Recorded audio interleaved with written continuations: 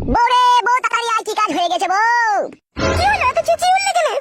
দেখ দেখ দেখ, তোর মায়ের আর আমার বাবার বুড়ো বয়সে রস উতলি হচ্ছে, দেখ।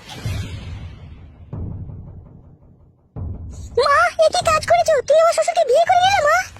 আমার কোনো দোষ নেই রে মা, তোর শ্বশুরই আমাকে বিয়ে করলো। বাবা, আপনিও এই কাজ করলেন? ছি ছি ছি ছি ছি। বাবা নয়, ও শালো বাবার নামে কলঙ্ক। ও মির্জাফর, মির্জাফরের পরিচয় দিল একদম। মির্জাফর, আবার ওইদিকে মুখ লুকাচ্ছিস কেন রে মির্জাফর? মির্জাফর, আমাদেরকে 5,000 টাকা দিয়ে শপিং করতে পাঠিয়ে দিয়ে এই কুকাজ করে ফেললি মির্জাফর। ছি ছি ছি, ভাবতেও ঘৃণা লাগছে আমার। শালা মির্জাফর, শালা মানুষের টাকা পয়সা হয়ে গেলে মানুষের চরিত্র বদলে যায়, তার প্রমাণ হাতে নাতে পেয়ে গেলাম রে মির্জাফর। ছোটবেলায় মা মারা গিয়েছিল, আমি কখনো কোনোদিনও স্বপ্নেও ভাবতে পারিনি যে আমার বাবা আবার বিয়ে করবে।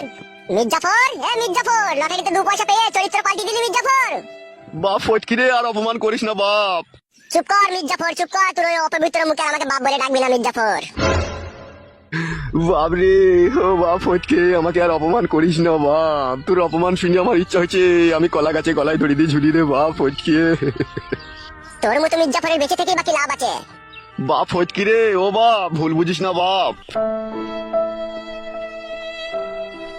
বাপ ফটকি রে, এটা পেঁচিয়ে যা, পেঁচিয়ে গিয়ে বল, পেঁচিয়ে গিয়ে বাপ বল, সরে যা।